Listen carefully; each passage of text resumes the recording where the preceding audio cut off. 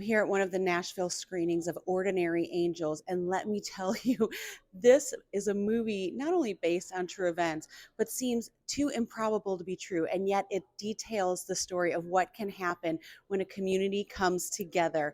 Let me just show you a little bit of this and what went into making such a film. I'm standing with Jon Gunn, the director of Ordinary Angels. First of all, can I just say what a spectacular film? Thank you. You can say that. Okay, you'll take it. You'll take it right. you. What was it like to just, see it amongst some of your peers here in Nashville? Well, I have to say this movie has been a long time coming. So I haven't seen it since I finished it like a year ago. So to watch it in this crowd, in this venue, like in Nashville with like all these artists, Amy Grant was in the crowd. I was going to say, was that a little losing my intimidating? mind a little bit. You did make a special. plea to be in someone's band, I heard. I did. So, yeah. Has it worked out? I have had a few offers. I figured. Here with Andy Erwin. Andy, I've learned now not to do interviews after some of your movies because I think I cried. You get the rock star makeup. Yes. I also laughed a lot. That's good. Like, this movie shocked me, and most based on true event movies don't keep me on the edge of my seat. Yep. How did you create that tension in this movie, and why have we not heard this story before? It's one that was just a really great hidden secret that caught the eye of Dave Matthews of the Dave Matthews Band. Is that for real? Yeah, that's for real. He heard this story of faith, and he was like, it moved him, and he was like, it needs to be a movie. And he kept pitching it to everybody that would listen until it ends up in our lap. The way that it was told really has to do with Jon Gunn, the director of it. Jon Gunn has been one of our longtime collaborators, has written all of our movies with me and my brother. And it's just a special, special talent. And this was his story to tell. And he stepped in and with, two-time Oscar winner Hilary Swank and then Alan Ritchson from the Reacher series, it was just too good to be true. How do you take viewers on this ride where even if they know the ending, they're still engaged the whole time? Yeah, well, in this particular case, normally with true stories, you do have to make a lot of changes. And a lot of times you're looking to embellish the drama. In this case, genuinely, their story was so exceptional that we had to cut some things. I bet. There were more things they had to overcome than we could even show in the film.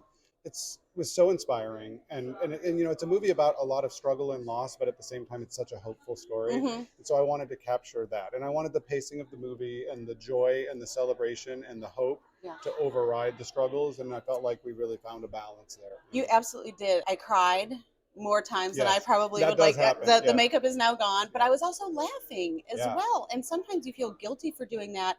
And yet there was this joyful two-handed mix of both. I'm so happy to hear you say that. I actually think that the guilty laugh is a great one. The unexpected laugh that comes from pain is a very real laugh, right? And it's cathartic and it's a release that's really necessary. Yeah. And I feel like that was an important part of the balance of this film, was finding the opportunity to really be able to laugh and find joy and, the surprises in life. What was the strategic decision to not have it as in your face faith forward?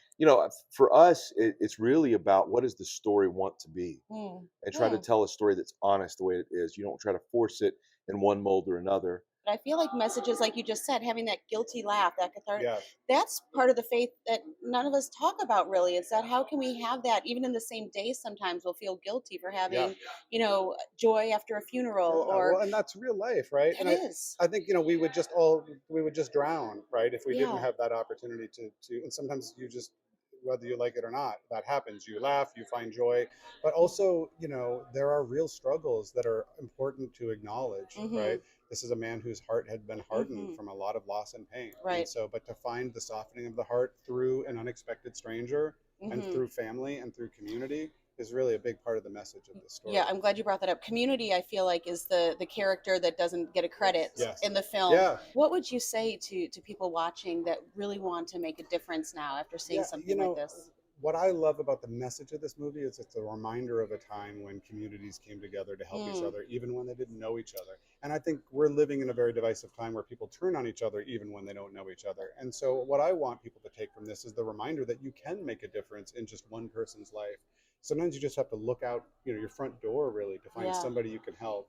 And some positive impact you can have on someone's life, acting out your faith rather than just holding it to yourself within the walls of your own home. And so this is a movie about spreading it through a community, and it becomes contagious. Can you talk a little bit too about the donation element that's happening? Because that's so impressive. There's an amazing organization that we partner with that helps wipe out medical debt. We're trying to bring awareness to them and bring donations in to them through the film that will actually go and find people that are overwhelmed by medical debt. It's a big part of the story. Yeah. is that this family was $450,000 in medical debt, That's incredible. couldn't keep their head above water, and then some circumstances come to really help the family. So they do similar things for that, where people just get a notice that their medical debt's been paid. So there's just awareness for that, and also awareness for the organ donation side of things. Right. It's a story that speaks to both of those things. Ultimately, ends on this destination of a rush of hope. Yeah. And that's the story. It leaves you cheering at the end, and it's amazing. It preaches community. Yeah. And that's what we all need more of. Absolutely. Coming together to help those we might not even know, Yep. but can really make a difference in their lives. It comes out February 23rd. Cannot encourage you all enough to go see it. Thank you for making this film. Thanks so much. Appreciate y'all being here. Absolutely.